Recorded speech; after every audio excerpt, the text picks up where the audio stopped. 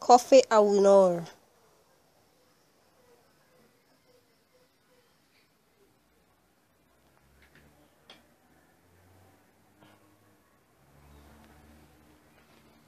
Good afternoon. Our group will be presenting on Kofi Awoner, an African poet. Our group members are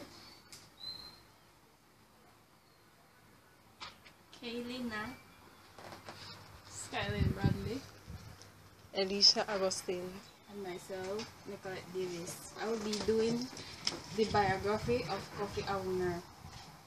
Kofi was born on the 13th of March in 1935 in Wita, Ghana. He was baptized in the Presbyterian faith. His father was a tailor, but he was raised in his mother's house. Awooner's family was poor, and so in order for him to attend school at age 9, he left home, where he left home and got a job as a servant working for a wealthy family, and that was how he financed his education. He graduated from the University of Ghana in 1960, and there he became a lecturer. He later earned a master's degree 10 years later at the University College of London. In 1972, he got his PhD at the State University of New York. There he taught until 1975, when he returned to Ghana to teach at the Cape University. The same year he returned to Ghana, he was arrested and charged of harboring an army officer and accused of attempting a government coup. Awoonor was found guilty, but his sentence was later remitted a year later in 1976, and after the case was remitted, Awoonor resumed teaching.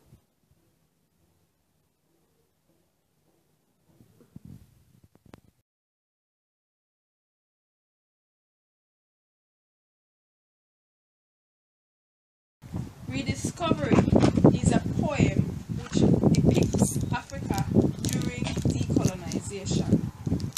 The poem is referring to those persons to whom he refers to as comrades, who did not make it to independence. Awooner's free verse poem is told from a first person's point of view by a neutral eye. It is told in a sad tone of voice. In the first part of the poem, the mood is sad by portraying themes of death. In the second half of the poem, the mood changes to one of hope by presenting the theme of Christianity. In the first line, Awoonor is telling the audience that this poem is about mourning, which is portraying his theme of loss. In the following 3 lines, he tells about death using a literary device, euphemism. But this poem is also about hope, for which the reason the title is Rediscovery. In the 5th line, he uses a kangaroo word. That is a word which carries within a synonym of itself. The word is communion. He says that even the persons are gone, the union will still remain. He uses another euphemism forgotten to portray death. The last line portrays the theme of Christianity, where he believes that the dead will go to heaven to sing new songs. The ones who are still alive will respond to their new songs with alleluias. Their second selves refers to an inner self that will still be connected to persons that have passed on. Their inner selves are rediscovered. Rather than be only about mourning, this poem is about hope, for which reason it is titled Rediscovery. Awoonor says that after the mourning has been done, there still will remain the communion we forged. Line 5. The word communion belongs to a class of words known as kangaroo words, being that they contain another word which has the same meaning as them. In this case, communion contains union, and they both mean the same. Awoonor stresses that after those persons who we mourn have gone and we have left the mourning grounds, there will still remain the feast of oneness, whose rituals we partook of. Line 6. With them will they were alive with us. The parting will not be easy, but that the eternal gate men, line 7, has to send the late mourners away, line 9. Awoonor's staunch belief, if a man on the other side of life and death divide, is also seen in his poem, The Journey Beyond. Going on here, he tells us that the memory of what will remain most after the communion feast we share will not be the music that accompanies their funeral, but rather the new chorus, line 12, of those who have left us, our forgotten comrades, line 12. In response, the alleluias of our second selves, line 13. The forgotten are not forgotten literally, but he uses the word to say that they have passed on.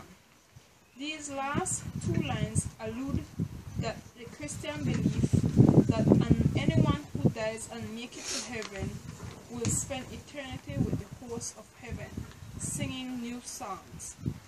The alleluias he refers to come from a Hebrew word that breaks down quite literally to Hail Yahweh, which translated response churches usually give as praise the Lord. After a song has been sung, the second selves Awoonor talks about makes me believe that he meant that with every person that we lose, we still stay connected to them by an inner, higher being for the better us. Responding to the chorus, they are gone on to sing. We discover our inner selves.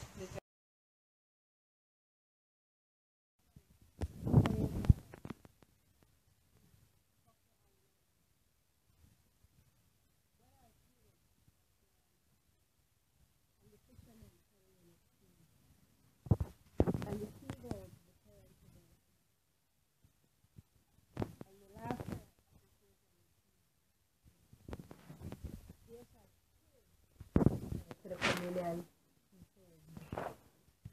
the feast of oneness, there shall still be the eternal great man, who will close the cemetery door and send the late mourners away. It cannot be the music we heard that night that still lingers in the chambers of memory. It is the new chorus of our forgotten comrades and the alleluias of our second selves.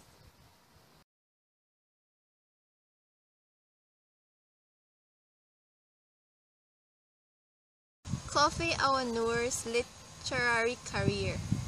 Kofi Awoonor's first volume of poetry is Rediscovery and Other Poems, published in 1964.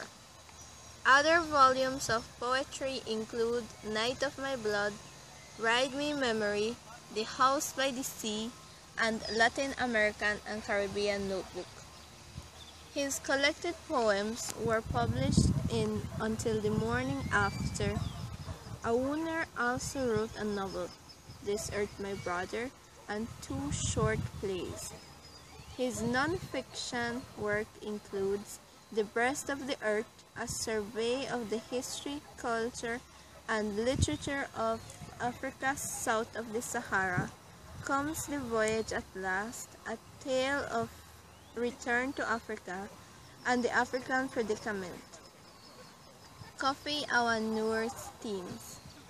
Kofi Awoonor integrated ancient African forms of expression with the technique of modern poetry. New songs and folk tales influenced most of Awoonor's early poetry. His poetry often dealt with themes of Christianity, loss, and exile. It had the flavor of traditional songs of lament while making reference to Ghana's history and the uprooting effects of English colonialism. Rediscovery and Other Poems records a single moment in a larger pattern of recognition and rediscovery. This Earth My Brother mirrored Awoonor's own African upbringing and transplantation to the West. It mixed realistic narratives with poetic elements.